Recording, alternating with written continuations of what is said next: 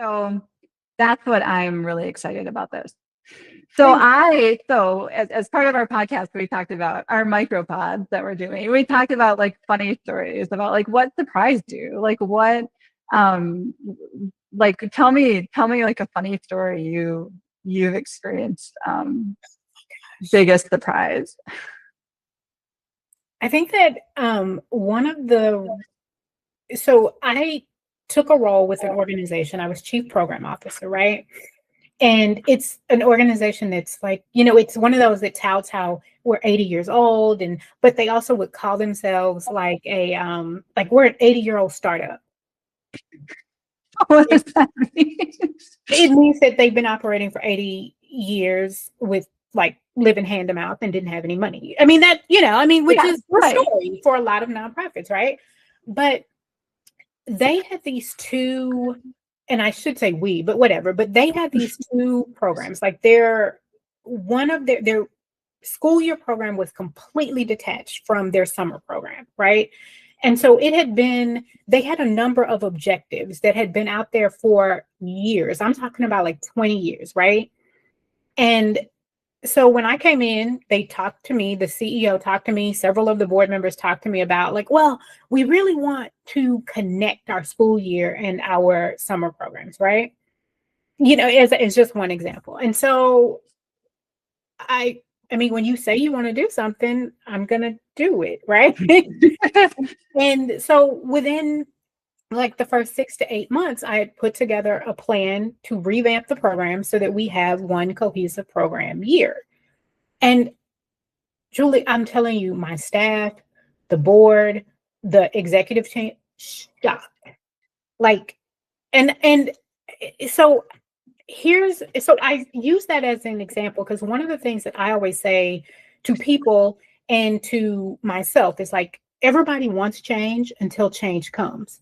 Yes. And they didn't believe that anything was going to happen because people have been talking about it, but nobody ever did anything. And I'm like, I mean, if you say you want change, I believe you. And so I'm going to do it, right? Like, and that's part of the why I gravitate to the executive roles that I gravitate toward is I like organizations that are in transition, but we're not going to just talk about transition. We're not going to just talk about change. We have to have a way to move through it, and we're going to move through it together. But and yes, let's think about the barriers and all of the things that need to be thought about. But I don't like to just sort of stagnate on things, right? And just talk about things and give it lip service. Like we're in this to change the world. So if you say you want to change the world and you say you want to change your organization, we're going to do it. Right. And what I love about that story, I think it just highlights the fact that people think, oh, we can just hire someone to do this.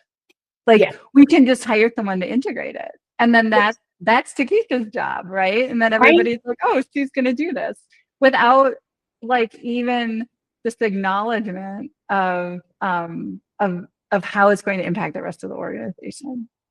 Right. And that it means a change for them, And it right? means a change for everyone, Everyone. that Yeah. understanding. And it just like with, and I'm sure with um you and the roles that you've had with interim roles, sort of that idea that a leadership change doesn't just affect like the board and oh, let's just get another person in the seat. Like you have to prepare everybody for that change. Yeah.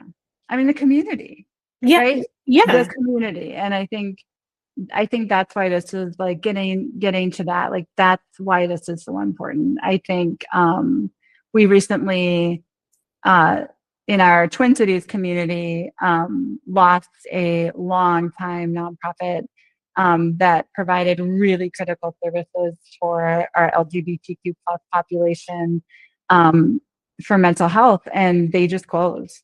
And it was traumatic. And I think the thing that stuck with me the most was the conversations I was having as I was networking or connecting with other members of my network in mental health, because that's my community. How many people felt personally impacted by that closure? Like I was on the board 10 years ago, or, or if God, I remember when it started as this. And it just really like hit me that that these are community traumas when organizations close. And that's the reality of what we're looking at with these transitions. It's a really vulnerable place. And so I'm really excited to keep having these conversations with you. Because I think these are the right conversations, and I really hope that we can help our communities navigate these a little bit more smoothly so that people will stay. I 100% agree. And I think that's a huge part of where both of our hearts are, and why working with you has been so pleasant is I want to say right. We're in this for the right reasons, right? We want Yeah. nonprofits to be strong. We want communities to be served. And so, yeah, I definitely want this and hope that this makes the difference that we want it to.